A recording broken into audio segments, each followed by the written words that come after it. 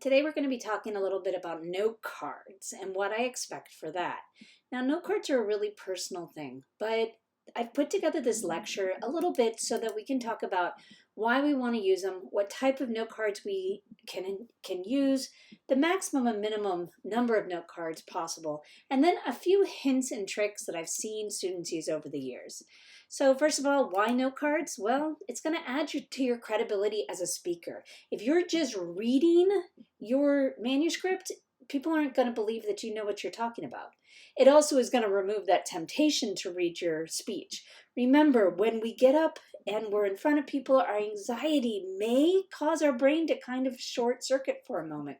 And if we have that speech in front of us, we will be reading it. Also, note cards are going to be more gracefully handled than sheets of paper. Note cards don't make a lot of noise, but sheets of papers can, and they look better than other options. So what type of note cards can you use? 3x5 size note cards. I will tell you, over the years, this has been abused, so I'm really going to hold you all to this. 3x5 size note cards, not sheets of paper, not your laptop or tablet, not a cell phone. I'll tell you right now, even though there is a consequence for not using note cards and using some other option, it's also going to hurt your credibility, it's going to hurt your delivery, it's going to hurt your gestures, so make sure you have 3x5 size note cards. The minimum, well, I've had students who are wonderful at memorization, and if that's you, you do you, boss. I'm not going to give you a hard time if you have no note cards. However, the maximum for the person of interest speech is going to be 3. For the informative, it's going to be 4. And for the persuasive, it's going to be 5. So make sure you get your note cards set up the way you want. So how can we get them set up the way we want? Well, remember this, we just want to use the keywords, right? Under no circumstance should you ever attempt to put your entire speech on cards in tiny writing. Think about it. You ever seen somebody hold their note cards up to their face and try to read them? Well, that's what might happen if you try to put every single word onto your note cards. And then the visual aspect of your speech will be spoiled and you'll need to squint to read your cards.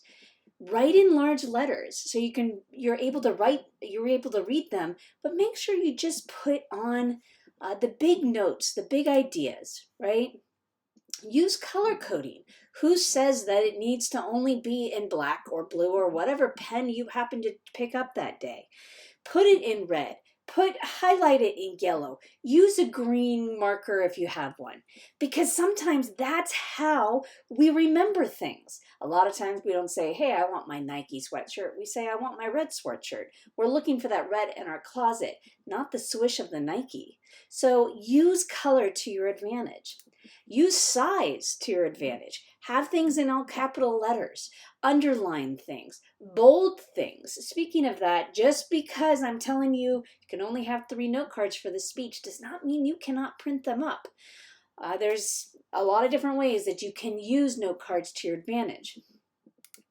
Have movements on your note cards. If you're one of my students who maybe likes to plant their feet, remember that movements can make you seem more empathetic and help you connect with your audience more. So maybe you have to put down a transition, first talk about childhood abuse, move over to the corner of the room for that first transition. Now, if you're presenting on Zoom, there's some things that you should think about. Number 1 is that you're required to have note cards. I know that sounds funny since I just told you the minimum was 0, but what I don't want you to do is think that you can read it on your screen. And I'll tell you right now, oh my gosh, it is so obvious because everybody starts to sound like very sing-songy, like they're reading a book in the library. All right, I want you to move back from the camera. To get that full angle of your body, you're going to have to move back because I want from the waist up, right?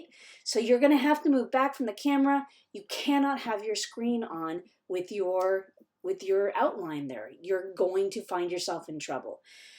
So no full sentences on those note cards and no full papers. Anything other than note cards, phone, envelopes, whatever, it's going to lose you 5 points. Now, one of my students, this is what she had for her 4 note cards for an informative speech.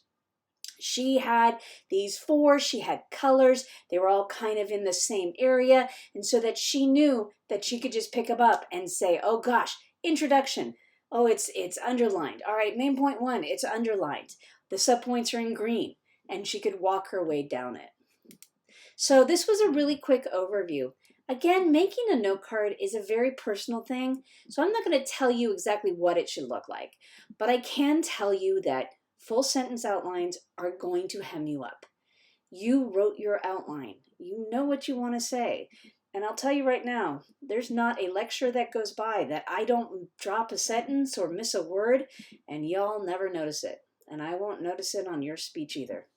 Reach out if you have any questions.